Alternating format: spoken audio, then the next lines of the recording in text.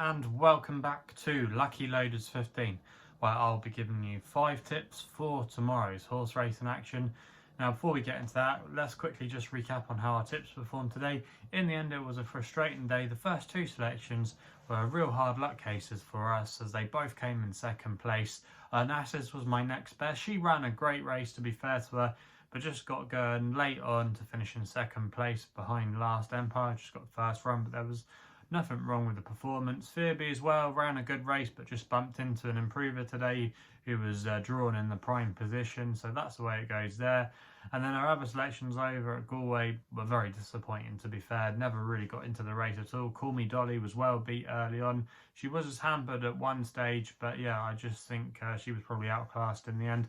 And Top Moon as well, my fancy in the Galway plate, was very disappointing. Didn't really jump with any fluency, and in the end just seemed to hate it. So yeah, very frustrating there, but yeah, that's the way it goes sometimes. But I've got 5 tips for tomorrow's racing, where we're going to be covering a couple of selections at Glorious Goodwood. We'll have a tip for you at Galway as well, and we're going to be focusing our attentions as well on some of the domestic action at Epsom and Nottingham. So let's get into it then. 5 tips for tomorrow's racing, and we're going to be heading to Goodwood for the first selection in the Group 2 Richmond Stakes at 2:25. I'm going to take a chance here with Gubbass for Sean Levy and Richard Hannon. Both are going quite well at the moment. Richard Hannon's already had a few winners at Glorious Goodwood, including in that Molecombe today. But this horse, Gubbass, last time we saw him was a couple of weeks ago. I was actually there at Newbury that day when he won the Super Sprint, and you have to say it was a really impressive performance. He was asserting really well at the end, posted a good time, and I think he's got a lot more to come. He's by Memis, who won this race a few years ago, back in 2016 when he beat Blue Point. So you're hoping that the track's going to suit, and the step up to 6 furlongs shouldn't be a problem. I think he's got a good chance in this race. He's currently available at 7-2, which I thought was actually a little bit of a price for this horse. He's going to be my next best of the day, and I think he'll take all the beating in this race. He obviously does have to find a bit on ratings, but he created a good impression at Leicester when he won on debut, and I'm sure he would have been a Royal Ascot juvenile if he hadn't had a little setback. But I think he's ready. I think he'll be primed to strike, and I think he'll go very close. So that's why he's going to be my pick in the 2:25 at Goodwood. We then go to an extra tip, which is going to be running in the nursery, the 4:10. I thought Ardbraccan for Sean Levy and Richard Hannon again could go very close here. Currently available at the time recording at 5-1. I'm going to recommend a 0.5 each way selection here, the Dirty each way, and that price was available with PaddyPower and Betfair, who are offering 4 places on this race.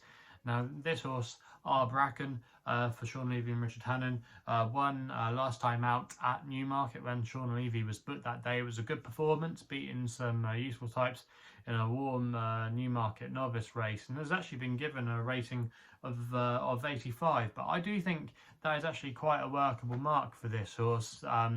If you actually look at some of her form, she actually finished second behind Inspiral, who was a winner at Sandown last week, and looks to be an exciting filly for John and Fady Gosden. So yeah, that's a good line of form there, and you can see why she's been given that rating. She's running some good juvenile contests, and I think she's ready to strike here. She's got a good draw tomorrow as well to work from in Still 2. She'll probably be handy, she'll probably be prominent. She'll have the likes of Highland Premier that probably want to make it, so I think she'll just sit off him, track the pace, and I think if she can get first run on them, she could be hard to peck bag, and we'll know she'll stay over this trip. So a lot to like about her chances tomorrow, and that's why she's going to be my pick there in the 4:10 at Goodwood. We then go to my long shot of the day at Nottingham in the 4:55, where I'm going with a horse called Cloudy Rose for Josephine Gordon and John Berry, currently available at 25-1 with SkyBet, who are offering 4 places on this race.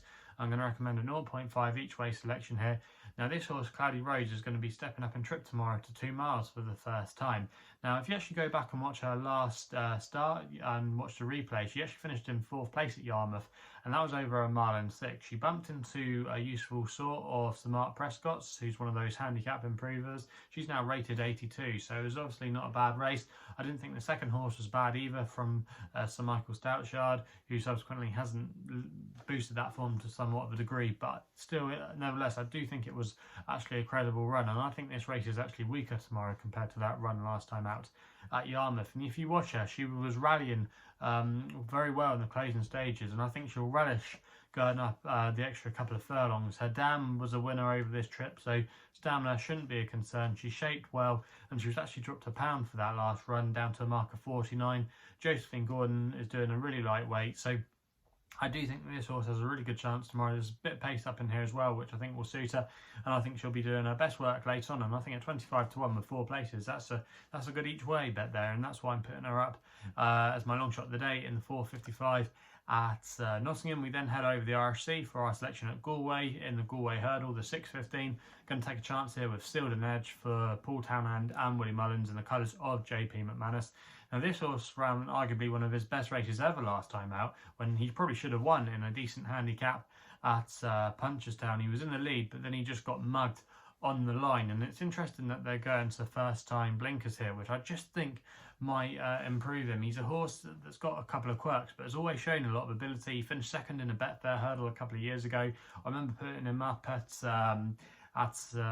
Cheltenham Festival, at the Cheltenham Festival this year, when he ran in the county hurdle. Ran well for a long way, but just got tired, and if I remember, we just got our nut done for the extra place, so that was a hard one to take that day. But yeah, Ciel and Neige, I do think he's got a good chance in this race. He does like to race prominently.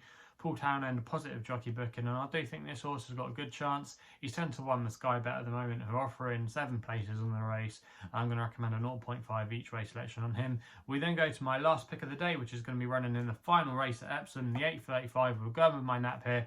Mythical Madness to win on the nose. He's 6 to 1 for Sean Kerrane, claiming 5. Riding for David O'Meara. Now, David O'Meara's team have been in really good form, and so is this old boy. He's well handicapped on his old form, and he's still on a workable mark of 77. He's going for his 3rd consecutive win over the course and distance, and he's a horse that just seems to absolutely love Epsom, and I think he's got a good chance in this race. There's going to be quite a bit of pace on, so it'll set up nicely for him. He's a horse that likes to be switched off out the back, and he normally comes with a late turn of foot, and I think he'll be doing his best work late on, and I think he might be able to get up on the line tomorrow.